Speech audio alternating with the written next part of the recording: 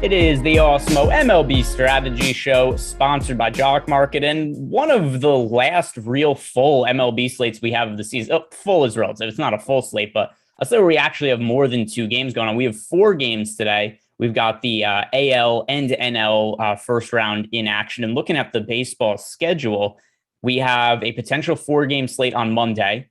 And then beyond that, it's nothing but 2-1 game slates. So, Terry, if you really want to get into a baseball slate with actual options, not one of these 2-game slates, are just like, I guess we just play whoever, because yesterday, all the ownership is same across everything. It was pretty hard to really find any kind of leverage. But today, 4-game slate, a little more reasonable. What do you make of today's games?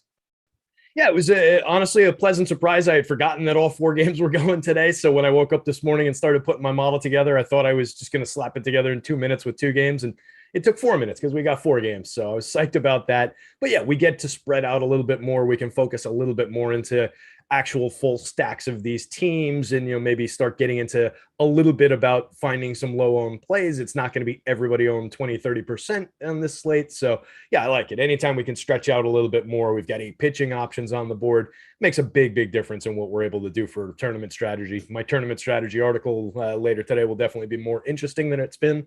So I'm psyched about this one.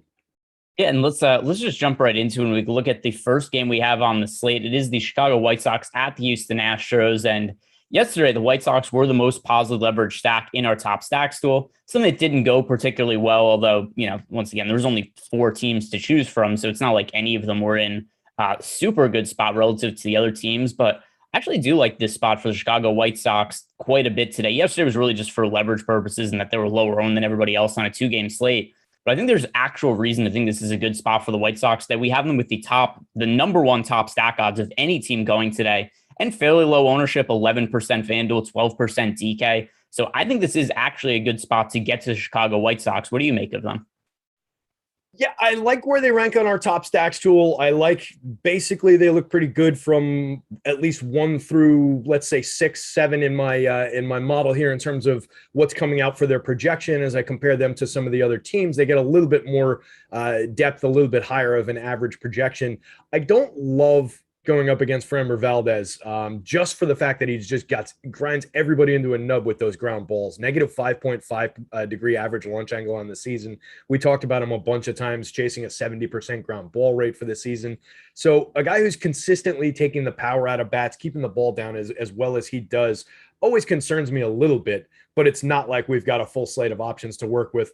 We're also talking about a guy with just a 21.9% strikeout rate on the season, a guy who walked 10.1% of hitters. So there's certainly ways to target him. They're just going to need that one big hit.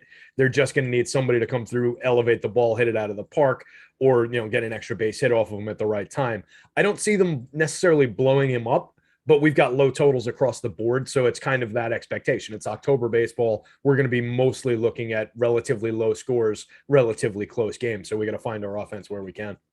Yeah, and the other thing too is it's a lot of good pitchers on the slate. It's not like these are, general trash pitchers. And to me, there's like Framber, who would you say is the worst starting pitcher going today? Because I really like Shane Baz as a prospect. I think he's looked exceptional so far this year. I think he's probably a better pitcher than Framber Valdez right now. Maybe Chris Sale, since he struggled, but I think it's not crazy to say that Framber Valdez is the worst starter going today. No, yeah, not by any means. I mean, you could ding Baz just for not having the track record, but it's not like Framber's got a really, significantly long track record either. So you can throw him into the similar bucket. Chris Sale, we've got a small sample of this new version of Chris Sale, and who knows how long before the arm flies off. But I think, yeah, it's certainly fair to say. I mean, he's certainly not Lucas Giolito. He's not Walker Buehler. Definitely not Corbin Burns. Charlie Morton, you could argue maybe, but Morton bounced back nicely this season and has had a good year. So yeah, I would say Framber's probably the low man on that poll. And then let's talk about Lucas Giolito, who I just have to think the ownership we have currently is going to get updated. Isn't correct. And when we currently only have Lucas Giolito project for 1% ownership on DK. On FanDuel, he's also project for 1% ownership. The matchup against Houston Astros is obviously brutal. They got to Lance Lynn in a pretty big way yesterday. But if Lucas Giolito is only going to be 1% owned, he has to be the top GPP pitcher on the slate, correct? Absolutely. Yeah, with a bullet. I mean, that's I expect that. I don't think it's necessarily that somebody fat fingered something, but maybe there's something that needs to catch up in our model or something. Cause yeah, that's going to go up. There's no way he's going to be that low owned. The Astros are spectacular. We've talked about it all season long. They're very, very difficult to strike out. They're excellent for sequential hitting. They led the league in run creation against right-handed pitching with a 116, 16% better than average WRC plus, 20.3% strikeout rate, was second best in baseball against righties. The power was very, very good. It was above average, 177 ISO, 4.03 home run rate. Both of those are down the board a little bit, puts them in the top 10 still on both categories. So it's a deadly offense. But when you're getting a talented pitcher like Luke Giolito, when there's only 8 pitchers to choose from, and if he goes at anywhere near that kind of low ownership, absolutely load up. 27.9% strikeout rate on the season, 3.75 xFIP, a 1.10 whip, 15.3% induced swinging strike rate.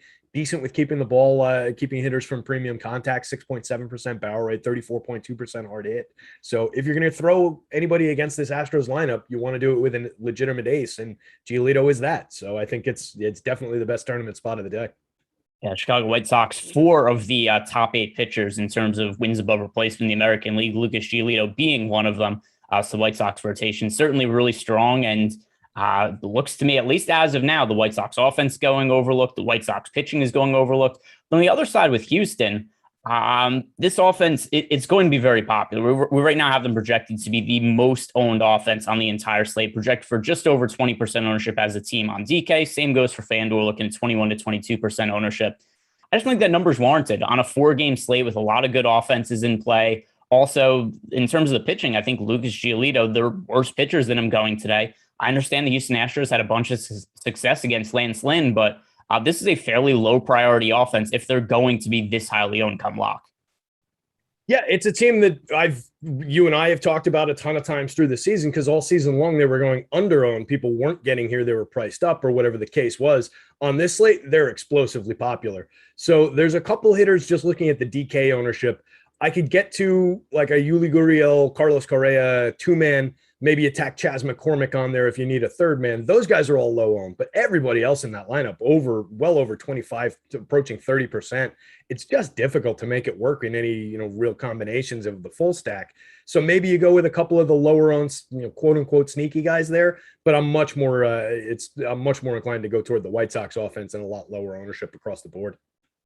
Yeah, and that's really, once again, I think we can play the ownership game a little bit more now that we've got, actual ownership on a slate with 4 games opposed to 2 games. We just had every pitcher was basically 50% owned. Every stack was like 20 to 28% owned yesterday. Got a little more of decision points to make. But then as far as Framber Valdez goes, the pitcher, he's probably my least favorite tournament pitcher on the entire slate today. Like we said about him as a pitcher, while he has been quality this year, induced a lot of ground balls, not a lot of swing and misses, not a lot of strikeouts.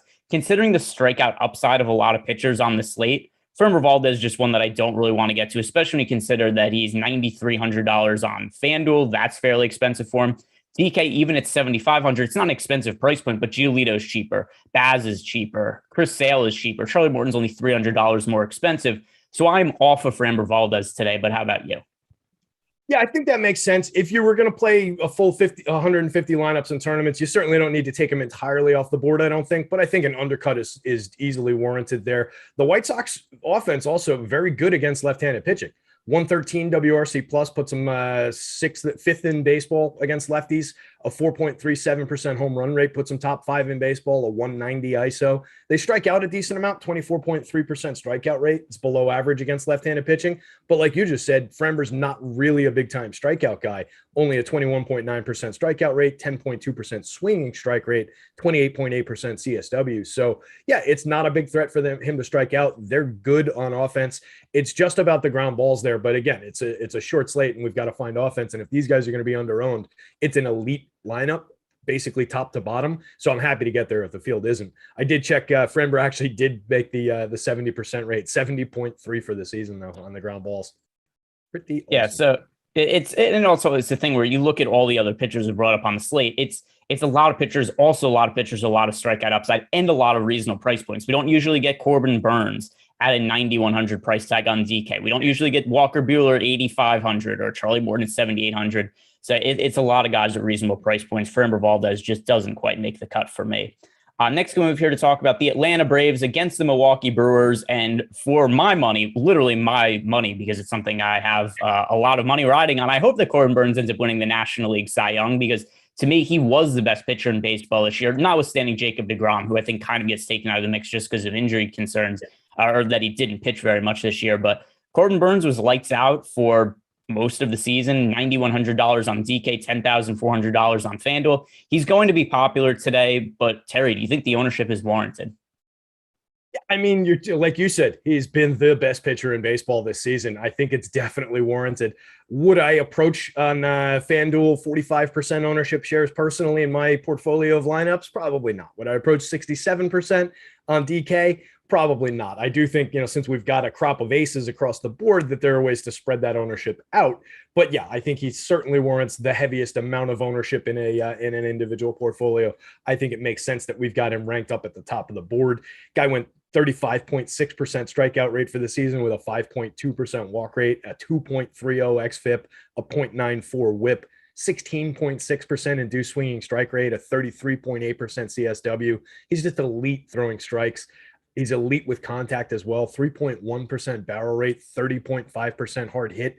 It is very difficult to hit this guy for any power. It's very difficult to make any contact at all. And when you do, you're making weak contact. So yeah, fire away with Corbin Burnes wherever you can. It's nice that DK made everybody free and you can basically play whatever combinations of anybody you want. So I think it's just about, finding unique combinations. Anytime you go to Burnes, start thinking about getting a little bit more unique with your hitters. Don't go to Burnes and the most popular Astros bats. That's, a pretty easy way to differentiate right off the bat. And then, even though I'm very much pro and even biased towards Corbin Burnes, I still think it makes sense to get the Atlanta Braves as a stack, and not because it's a good spot for them, but because Corbin Burnes is picking up so much ownership, nearly 70% projected ownership on DraftKings. And the Atlanta Braves, it's only a 4-game slate. There's also the Brewers are missing one of their best relievers and one of the best relievers in baseball, and Devin Williams, who punched a wall celebrating winning the division for some reason. So he gets all fired up about winning the division, breaks his hand punching a wall. Brilliant. So it's a little bit weaker of a bullpen than normal. There's a lot of ownership going to Corbin Burnes, and the Braves only project for 3.5% ownership as a team. I think this is a pretty good leverage spot to get to them, even though Corbin Burnes is going to be my most rostered pitcher today. I also want to get some exposure to the Braves just because I think they have better odds of being a top stack than what their actual ownership is. Yeah, so where I'm saying I want to undercut the field probably on Burnes, come in with a significant share of them, but a little bit below that, I definitely want to come in above the field on the Braves bats. Under 10% across the board ownership on the DK slate, except for Freddie Freeman there. That's pretty spectacular for a team that led the league in home run rate against right-handed pitching this season with a 4.80% home run rate. They had a 202 ISO that was second in the league against right-handed pitching. They only created runs at exactly the league average, or 100 WRC plus. They struck out aggressively at a 24.4% clip. We know that about this team, but they're loaded with power and they're loaded with quality top to bottom. I can play this lineup from 1 through 8 on any given day. Jorge Soler, a ton of power, Freddie Freeman, Ozzie Albies, Austin Riley, Adam Duvall. That 1 through 5 is pretty spectacular, but then you can tack on Eddie Rosario. You can put him in there on any given slate at only 2,600 on the DK slate. Travis d'Arnaud is a very high-end catcher in terms of his track record for power. It didn't really come through this season in only 229 plate appearances, 7 home runs, a 167 ISO, created runs 22% worse than average. He's better than that. Dansby Swanson, consistently underrated throughout the entire season, throughout the last few seasons, never popular for DFS purposes, the bottom of the lineup, 3,300 salary. He hit 27 home runs and had a 201 ISO as a shortstop this season. Enough said. I mean, roster these guys as much as you can. I think it's a great leverage spot. It's a bad spot in terms of going up against Corbin Burnes, but in terms of what we want for MLB DFS tournaments, this is somewhat ideal. So yeah, it's definitely a spot I want to get aggressive on racking up some of that leverage. Yeah, I totally agree. That's definitely all the math, all the numbers, all our tools point to. It's not a comfortable play to stack against Corbin Burnes, but very rarely are the best DFS or the best GPP stacks in MLB DFS going to be comfortable. And I think just based on the fact that if you look at our top stacks, which is free to use today over at Awesemo.com, very low ownership going to Atlanta. That is enough for me to get there combined with the leverage we're getting. Now, on the other side of the game, Charlie Morton. At first, I was kind of surprised to see our top pitcher still have him with the second best odds to be the top overall scoring pitcher on the slate just behind Corbin Burnes. Then you can kind of consider some of the other pitchers like Walker Buehler, brutal matchup against San Francisco Giants offense. It's been exceptional. Logan Webb, obviously, a really difficult matchup against the Dodgers. And you got Chris Sale. He's struggled. We talked about the lack of strikeout upside in Framber Valdez. So at first glance, it seemed kind of weird to me that Charlie Morton had the second best overall top pitcher odds, but I kind of get it the more I think about it. But where do you stand with Charlie Morton? Yeah, I think it makes sense. I've come around on Morton. I was down on him over the last couple of seasons, and he really, kind of won my respect back this season. 28.6% strikeout rate, a 3.31 xFIP, a 104 WHIP. He's been very solid all year long. Very good with contact as well. 4.9% barrel rate, 32.5% hard hit. So he's been excellent. He's been very much on form this season. And the other thing that I think is interesting about the matchup, the Brewers are here because of their pitching. This team is not here for its offense. This team had a 93 WRC plus against righties this season and a 92 against lefties. This team is below average for run creation. Against righties, they've got a 24% strikeout rate. They've got a 168 whip and a 168 ISO and a 3.69% home run rate. All of that is average at best. Several of those marks are below average. This is not a good offense. So this is a team that I think consistently, while they're in the playoffs, you can throw pitchers at them, particularly if you're getting the pitcher with a decent amount of upside and not explosively owned through the ceiling like we see Corbin Burns on the other side. I think Morton's at least efficiently owned on this slate. So I think it's a good spot to attack. I don't think very much of the Brewers offense haven't throughout the season. There's a few very good hitters in the offense. Avi Garcia has been very good all season long. Christian Yelich has struggled all season long, but I still think he's a spectacular hitter when he's right. Outside of that, Willy Adames is good. Omar Narvaez, Eduardo Escobar. Are we really worried about Rowdy Tellez? These types of guys? I don't think so. So this is a team I want to attack with pitching when I can.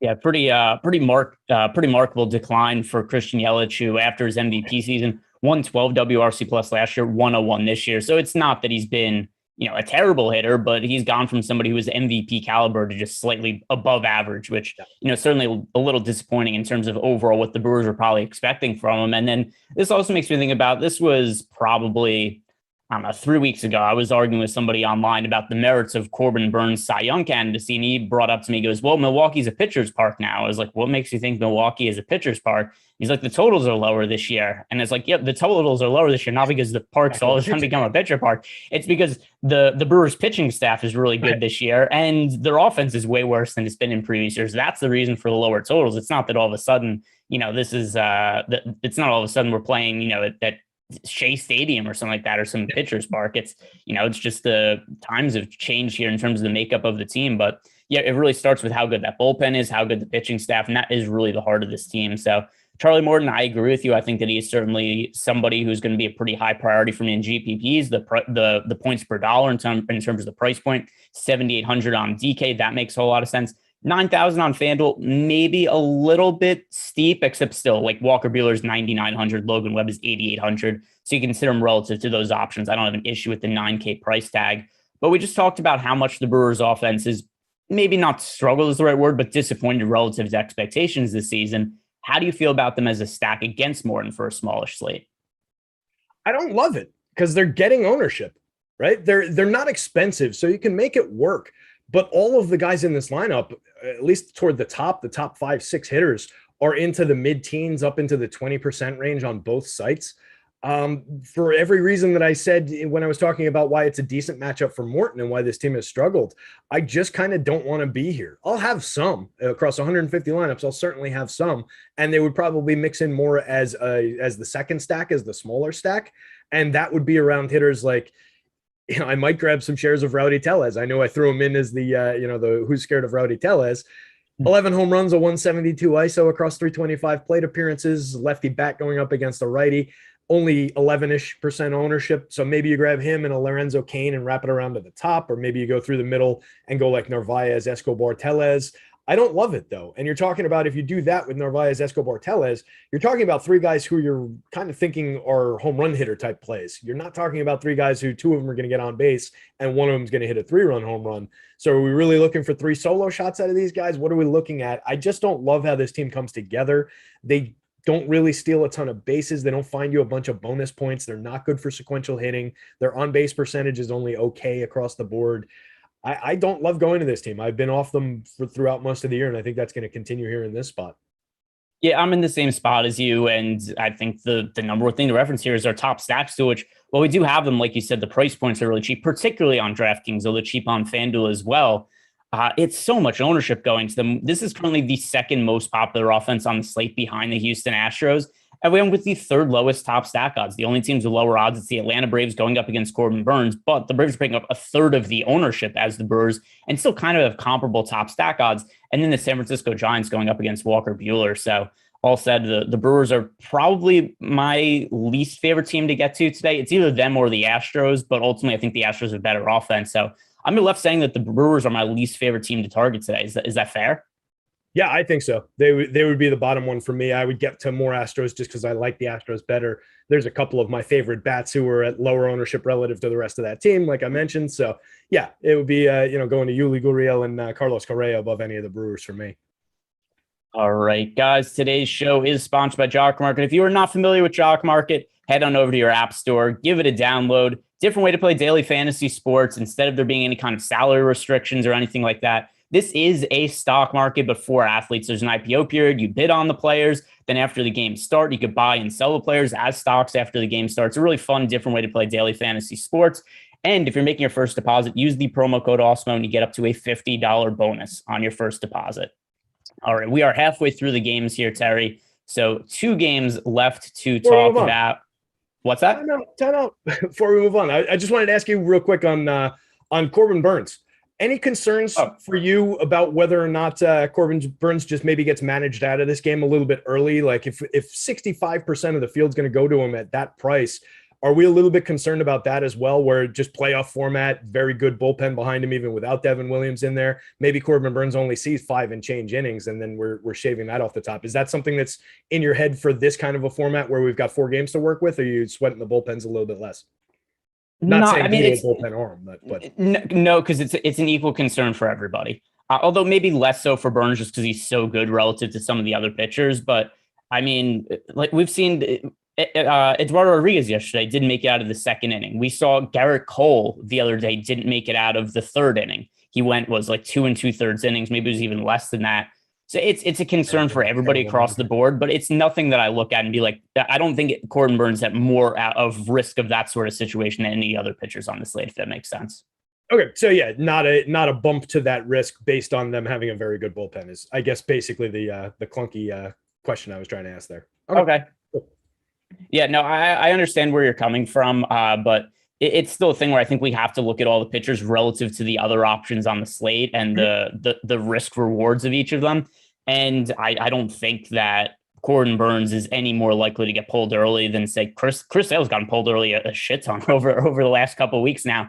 And that's actually probably a pretty good talking point to get into the next game, because I actually do think if there are the 2 pitchers I think are at most risk of getting pulled early in today's games, it is the pitchers in the next game. That is Chris Sale for the Red Sox, Shane Baz for the Tampa Bay Rays. Chris Sale, just because he's looked, I don't know if it's rusty or if it's just the injuries. He isn't the same pitcher that he was at one point, but he's been pulled early in a bunch of games, really by necessity for the Red Sox, because the Red Sox have been in these must-win games. Chris Sale's gone out and just sucked, and they've had to take him out of the game. And then Shane Baz on the other side, while I love his stuff, I think he's a really good prospect.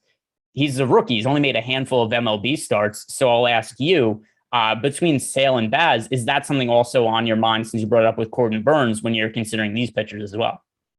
Yeah, I think it has to be, particularly for Sale coming off of, it's been like 9 games he started. Maybe there's 10 here, and pitched into the 6th inning, looks like 2 times on that board.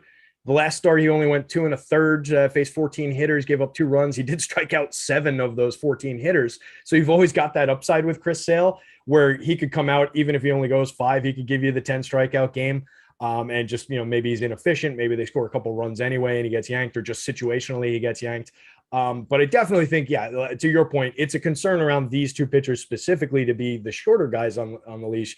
And I think I would probably, if we're just thinking if we're not giving any attribute to the potential that Chris Sale's pitching with still arm pain or anything like that, then I think we have to think that Baz is the more likely to get yanked early, just for how the Rays manage the game. They're a very by the numbers kind of a team. They're a team that's not scared to go out and make a big decision. We saw Cash pulled Oh, geez. Clanahan? Blake Snell in the World Series. I Too thought, early. okay. Yeah. So, I mean, that's, if you're going to do that with Snell in the World Series, you're certainly going to do that with Boz in a DS game. So I think it's definitely on the table. Depends what the situations are. Depends how the kid's pitching for the day. But yeah, I don't see him getting much more than 5 innings here. I think they go to the bullpen and just manage the game that way. Relative to ownership, though, I still like Boz more than Chris Sale. Boz only projected for 9% ownership. Chris Sale is just so popular today, 37% projected ownership. And I get the name value. The price point on DK is clearly appealing. And DK versus FanDuel is going to be a little bit different, although I think that Chris Sale is going over-owned on both sites. But we'll talk on the DK one for a second, because I think he's more of a serious consideration there. The 6,700 price tag, you look at the name value, look at Chris Sale, and you're like, oh, how could I not play Chris Sale for 6,700? But then we have to look at some of Chris Sale's results, and you have to say, is he worth rostering at 37% of the time when he's been a guy whose strikeout rate this year has dipped up to 28.4%. His overall numbers this year, I guess maybe I'm shortcutting him a little bit. It's not that he's been totally terrible over the entirety of the year, but it's more so the results over the last few starts where he hasn't gone deep into games. The walk rate's been up. While the strikeouts have still been there, it's a little concerning when somebody goes 5 innings, 5 innings, 5 1/3 innings, 2 1/3 innings. So I'll ask you, in terms of Chris Sale at 6,700 on DK as an SP2 option, how much confidence do you have in him? Not a ton, not 40% ownership kind of confidence. I would definitely be looking to undercut the field there. I also just have a healthy respect for this Rays team in terms of their offense. They were aggressive with the strikeouts against lefties, 24.3% strikeout rate this season, but 12% better than average creating runs against lefties, puts them top, let's call it 6. 3.81% home run rate is only average, but they've got Nelson Cruz, who has a 6-point-something% home run rate for his career, across his entire career against lefties. They've got some spectacular right-handed hitters in this lineup. They've got Wander Franco in this lineup. So there's a lot to like about the Rays side of things, and I think that just dings Chris Sale a little bit further, in addition to the injury concerns. He could absolutely come out and strike out 6-7 of these guys in just a few innings, 10 of these guys in a few innings, but they could also hit a couple of home runs. They could also do a little bit of damage to him where he's not giving you that mandatory score that you need to win a tournament here. So yeah, I would be short on Chris Sale shares for sure. Yeah, that's where I'm at as well. I think relative to Roachman, you could certainly play him. He's going to be in some of my lineups, but nowhere near the 37% number. Obviously, it's early in the day, so I don't have my lineups finalized by any means. But right now, I have him in 20% of my lineups on DK, which, once again, he's in my player pool, but that's just nowhere near where the field has on him. And I need to bump up Lucas Giolito, which is probably going to bring Chris Sale down even further for me. So I look at the high ownership on Chris Sale, and then, like you mentioned, the Tampa Bay Rays offense, how good they've been, especially against good starting pitching this year. We've already seen the Tampa Bay Rays light up Chris Sale not long ago. They did it to Eduardo Rodriguez yesterday. The Red Sox also something that I think is pertinent to talk about, because the Red Sox don't have a good bullpen, and most of the teams in the playoffs do have a good bullpen. So even after you get past their starting pitcher, it's still a favorable spot for the Tampa Bay Rays. We have Tampa Bay only projected for 8.7% ownership today on DK. I think that is a little bit too low of a number. Also something that our top stacks tool agrees with. On FanDuel, they only project for 9.4% ownership. This is one of the lowest owned teams on the slate, and I want to be overweight to the field on the Rays against an overowned Chris Sale. Absolutely. Yeah, that's a spot you can fire away on. Nelson's picking up a ton of ownership, but you can kind of just offset it by just stacking him with some of these other hitters in the lineup. There's very low individual ownership across the board on everybody except for Nelson Cruz and Randy Rosarena. So I like putting this team together in a lot of different combinations. You've got low prices on a lot of these guys, some of the guys from the right side of the plate. Looks like Mike Zunino is going under-owned on the DK slate where you need to roster a catcher. I talked about Mike Zunino all through the season. I talked about him in my tournament strategy article. 33 home runs as a catcher with a 342 ISO, a 134 WRC plus. 33 home runs came in only 375 plate appearances. Everybody focused on Sal Perez and his 48 home runs in 600 and some odd plate appearances. This guy had a much better home run rate for the season than Sal Perez did. Don't sleep on Mike Zunino, big time sleeping tiger in terms of a potential home run opportunity there. I just like this lineup from top to bottom. And it's funny you mentioned Eduardo Rodriguez. We talked about him all through the season, the luck, the happenstance. I saw one of the runs he gave up early on came on a dribbler to third base that was beat by a headfirst slide into first base to score the run the other way. It's just like, dude cannot stop getting unlucky. So it's, yeah, bad Eduardo Rodriguez start, but yeah, definitely targetable with these Rays going up against Chris Sale here.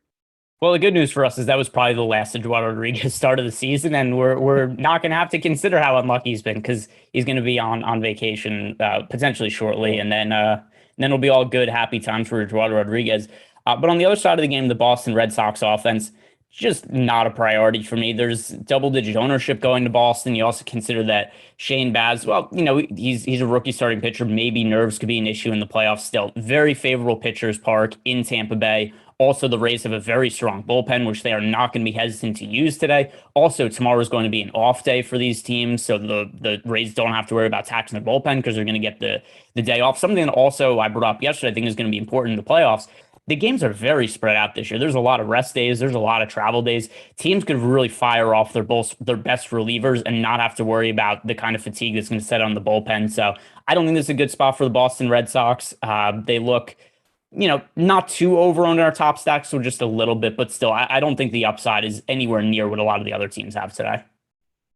Yeah, I mean, it's a team that I'll get to under most circumstances. Just looking up and down the lineup, everybody in the lineup except for Christian Vasquez over the league average in terms of WRC plus. Most of these guys significantly over the league average. We know about all the power that's in the lineup. There's certainly some good home run hitters here. There's a lot of ownership on a lot of their best players, though.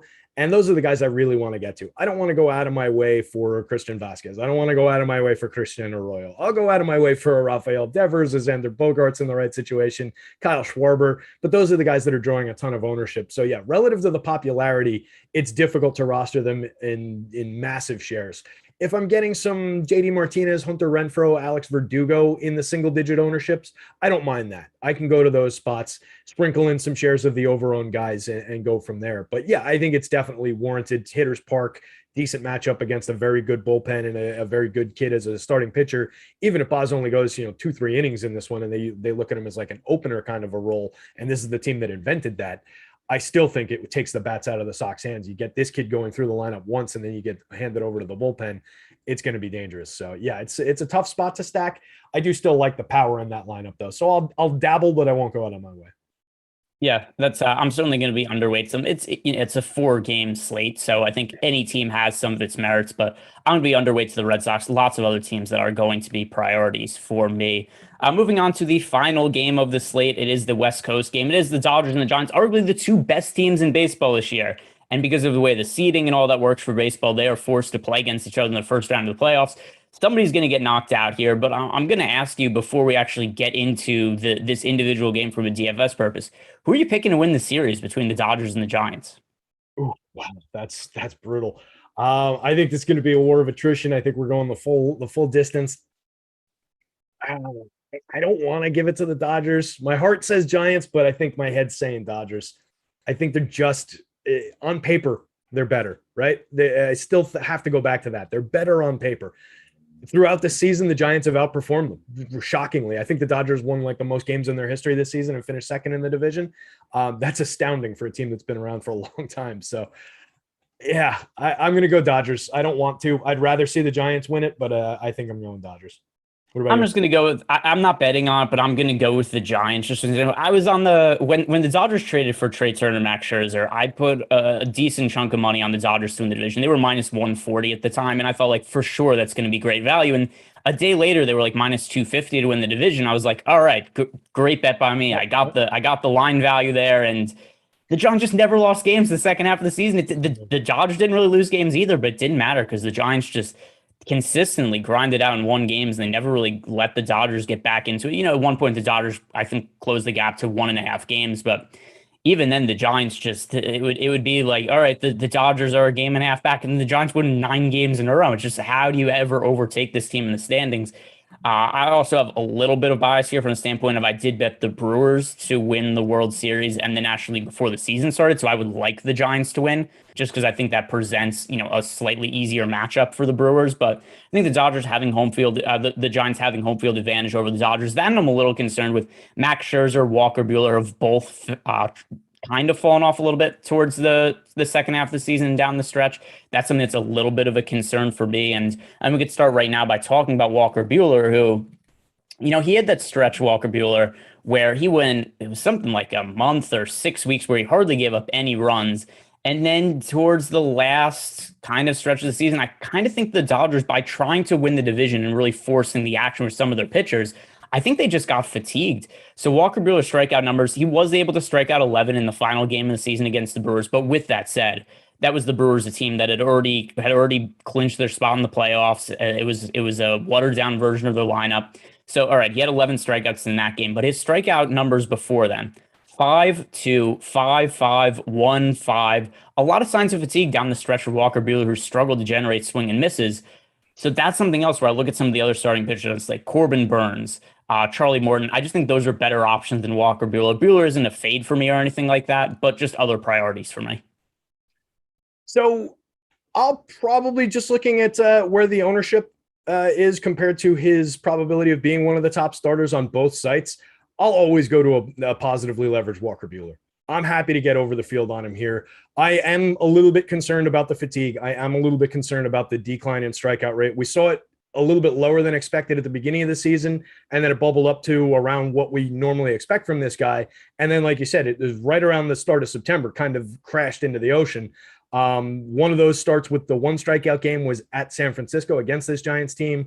The two strikeout game that you mentioned was at Colorado. I'll kind of wash the Colorado game. That was also the one where he struggled, in addition to the San Francisco game, where he struggled with some earned runs. I don't know the exact happenstance behind how those runs were scored, but if some of them came in Colorado, some of them came against this very good San Francisco team. Outside of that, the depth was there. He went 6 innings, 7 innings, 7 innings, 5 innings. The earned runs weren't a real problem. The strikeouts were an issue. So I'm going to give him a little bit of a pass on some of that stuff and just trust the track record and just go with Walker Buehler here. 207 and 2/3 innings on the season, 26% strikeout rate, a .97 whip. He's excellent at keeping guys off base. He's pretty good with contact, 6.8% barrel rate, 36.9% hard hit. He's just a pitcher I trust. I've got a good track record with him. I've done well winning with him in season-long dynasty, in MLB DFS format. So I'll go here when he's under owned. But yeah, for every reason that you said, I am a little bit concerned about it. I just think with the ownership in mind, it's a good enough spot there. Yeah, I think that's a reasonable way to look at it too. I'm really looking at some of these results though, where it's just September and October this year, 22% strikeout rate. He wasn't walking a lot of guys or anything like that, but he had a 3.42 FIP, a 3.75 xFIP in the months of September and October. And I just think it's fatigue. I think he pitched a whole lot of innings. That's something where I don't know if you saw the interview with Zach Wheeler, but he was interviewed. He was asked about the prospects of him potentially winning the Cy Young, which we based not necessarily on him being a better pitcher than guys like Corbin Burns or Max Scherzer, just based on the volume, because Zach Wheeler threw so many innings. And they asked him what he felt about the value of those innings. And he said, honestly, if he had to do it again next season, and paraphrasing a little bit here, but he wouldn't do it the same way. Because he said if the Phillies actually made the playoffs, he said he didn't know if he was going to have anything left for the playoffs. He said his arm is just burnt at this point in the season. And Walker Buehler also threw, not as many innings as somebody like Zach Wheeler did, but Walker Buehler this year ended up throwing 207 innings. He only threw 36 innings last year. And the year before that, the last full season, he threw 182. The year before that, 137. This is a career high number for Walker Buehler by a pretty wide margin. I'm a little concerned about fatigue at this point in the season. So that's something where I'm a little bit hesitant, where I understand just looking up the top stacks, but this is something I think that some of the data might be missing. Yeah, I think that's a good call. And you're right. I mean, these guys do rack up innings, and you see Buehler, Wheeler, and old man Adam Wainwright all were in the top, let's say 4 or 5. There were maybe 2 other guys that mixed into that group, but those guys are the league leaders in innings pitched. And you look at Wheeler and you take those comments, and just thinking about the history, Wheeler also pitched a career high, but he at least had 195 and a third in 2019, 182 and a third in 2018, 185 and a third in 2014 on his ledger. So he's used to getting at least that deep. And those are his comments, even with that history, after going, an additional 20 some odd innings this season. So it does add up. Buehler, a young guy, he's only 27 years old, but by far a career high in innings pitched. So it definitely could be a concern. There's no reason to think that it's not a concern, that he's not a little bit fatigued at this point. I'm going to try and ride the ownership there. And if it burns me, it burns me. I'm just, tournament wise, I'm happy to take a spot like that, even with that concern. I think that's maybe a little bit behind why we're getting that concern, that low ownership as well. Maybe people are a little bit concerned. He's been dinged. He's been down a little bit. So I think I'm willing to take the shot there with a guy that I trust, but there are very, very good reasons to doubt. Yeah, and then on the other side, the San Francisco Giants, for some of the reasons I'm concerned about Walker Buehler, I want to be on the Giants. This is the second lowest owned offense on the slate. Only the Atlanta Braves are picking up less ownership. And if I'm concerned about some fatigue issues and a drop in strikeout rate for Walker Buehler, like I said, only 22% in the final month of the season, I'm going to want to get to the Giants a little bit, just 6% ownership. So you are a little bit higher on Walker Buehler than I am. But what is that making you do with the Giants offense? In a lot of the spots where I don't have Walker Buehler at pitcher, I'll probably have some of these Giants bats. I think it's a good enough spot based on just the leverage alone, just the under-owned hitters in this lineup alone. They've been fantastic all season long. They've defied our expectations. We all were shocked that they came out so hot. We all expected that they would slow down at some point, and they just didn't. They're just good. 200 ISO against righties this season, a 4.45 home run rate. Both of those are top 5 marks at 111 WRC plus. So they're 11% better than average. One of the best teams for run creation against righties. A 24% strikeout rate is below average. That's an aggressive strikeout rate. Walker Buehler could certainly take advantage of that if he's on form. But this team has just been very, very good all season long. And only Buster Posey in the lineup going over 10% owned on the DK slate. Tommy La Stella, the only hitter in this lineup going above 10% on the FanDuel slate. Everybody affordable, everybody under 5,000 on DK, everybody under 4,000. Well, actually, everybody under 3,500 on the FanDuel slate. They're easy to get to here. They're easy to put together in unique combinations, combine them with other stacks. It's just a team that I think it makes a lot of stuff work. So it definitely makes sense to get over the field on this. I would want to be over the field. It's a both sides are for me between the Giants bats and Walker Buehler shares. And then on the other side of the game, Logan Webb is going to be pitching against the San Francisco Giants, and Logan Webb is looking a little bit under-owned in our top pitchers tool, only projected for 14% ownership on DK, 7% on FanDuel. Logan Webb's been really good this year, but that Dodgers offense absolutely scares the crap out of me. Logan Webb is going to be in the mix for me pitcher. Actually, I'd personally rather roster Logan Webb than Walker Buehler, just given that he's at home, but the matchup is certainly a concern for me. So what do you make of Logan Webb and the Dodgers offense? Yeah, Webb's been terrific all season long. 26.5% strikeout rate, a 2.79 xFIP, 1.11 WHIP, 12.4% swinging strike rate, 6% walk rate. So the 1.11 WHIP is, that's pretty good in terms of keeping guys off base. Maybe a couple extra hits in there with the where he got BABIP'd or something. Negative 0.5 degree average launch angle. So everything's going into the ground. So I don't really sweat the 38.8% hard hit rate. Only a 5.6% barrel rate. So it's tough to get the fat part of the bat on the ball with this guy.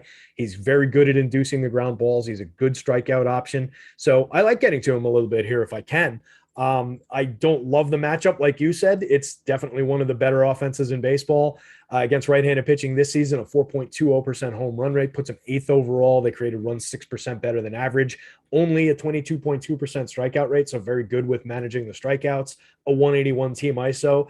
And I think a lot of those marks, if we're considering who these Dodgers really are, like if we're taking Cody Bellinger here and the atrocious season that he had, even if you put an average season from Cody Bellinger into the mix, this is a much better version of that lineup in those numbers, and they just go up and up and up against righty pitching. So I think they underperformed what they actually are against righties this season. So it's scary, but I think it's a good spot to take some shots with Webb at only 5% ownership on FanDuel, 15% ownership on DK.